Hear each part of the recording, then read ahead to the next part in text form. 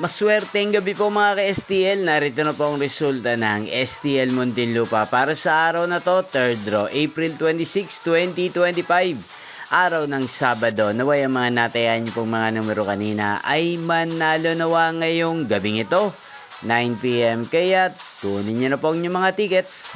Narito na po ang resulta. Ang mga numerong ninalo sa STL Muntinlupa ngayong gabing ito, April 26, 2025. 9 PM. Third draw result, 15 at 2. In exact order. Sa lahat po ng tumaya kanina sa STL Muntinlupa para sa third draw ng 15 at 2, congrats po sa inyo.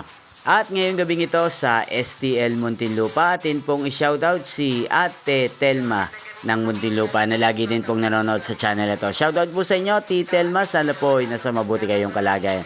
Sana ay manalo din po ang mga numerong tinatayan nyo sa STL Muntinlupa. At sa lahat po ng mga taga Muntinlupa dyan, shoutout po sa inyo.